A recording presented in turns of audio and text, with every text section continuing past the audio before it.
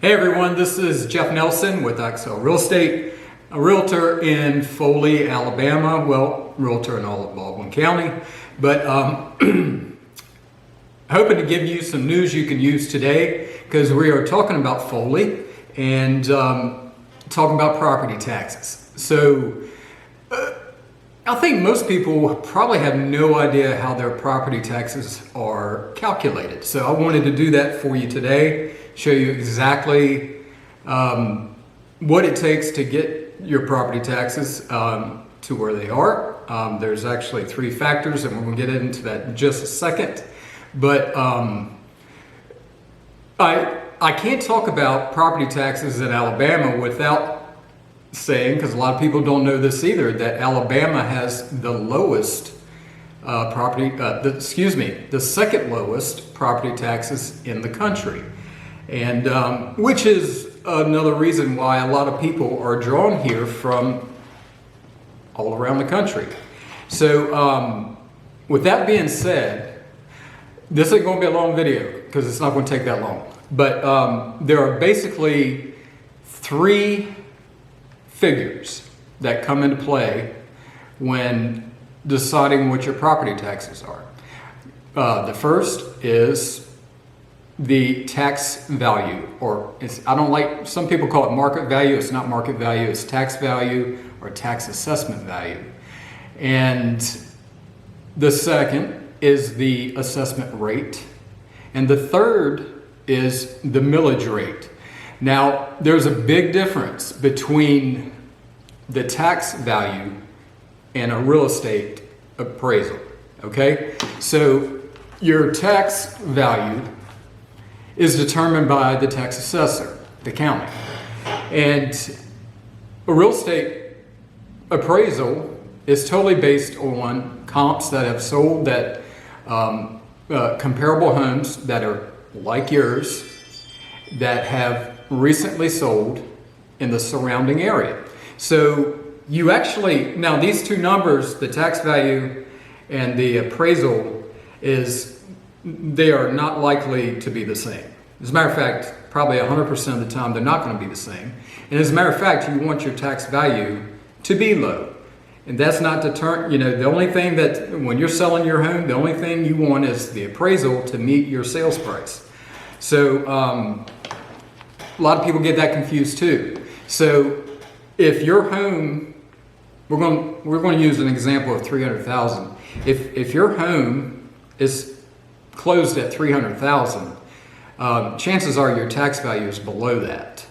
Typically, the tax value is actually usually well below the appraised value. So here's how it's all figured out.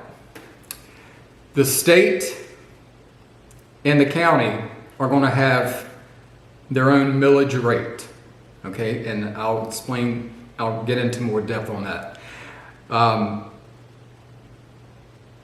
Currently, ours is around 28 mills, and that's for the county and the state. So that could change a little bit depending on if you're close to a school or a hospital or that type of thing, okay? But 28 is a good number to go by. Then what you do is you add that 28 to whatever the millage rate is for the city that you're buying in. In Foley's case, the millage rate is 5. So you add those 2 together and you have a millage rate, you have 33 mills, okay?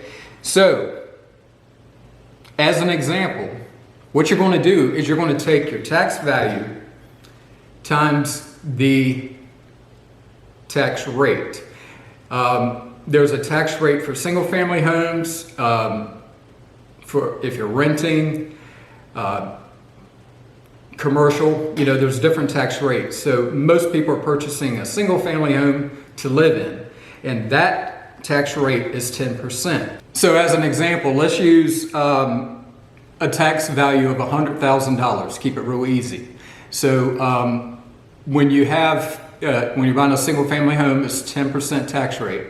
So you take 100,000 times 10%, and you're at $10,000. That's the tax value. All right, so At that point, the value times the tax rate, 10%, equals 10,000.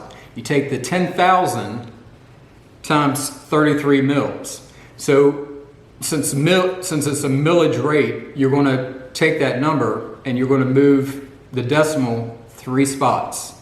So you take 10,000 times 0.033, and your property taxes for this $100,000 house, the tax value, your property taxes would be $330 a year. Not too bad. So I hope I explained that well, but it's pretty easy, and as you can see, it's easy to figure out if you don't know how to get access to public records and that type of thing. So I want to give you a real example. I went on MLS today and I found this house that was for sale for $300,000. This is the house, okay? It's for sale on the market right now for $300,000. I went into tax records and I found the property, and as you can see, they have their tax appraisal at $171,600. That is well below $300,000. And again, like I said before, you want that number to be lower than the appraised value anyway. So you take that 171 and you multiply it by 10%, which gives you 17,160. And then you multiply that by 0.033, and you have property taxes of $560. And so that gives you a really good idea of how property taxes work in Foley. I hope you found this helpful. Put out information like this all the time. Please hit subscribe if you did like it and want more information, and be notified when new information comes along. If you're buying in Foley, give me a ring. We'll talk to you soon.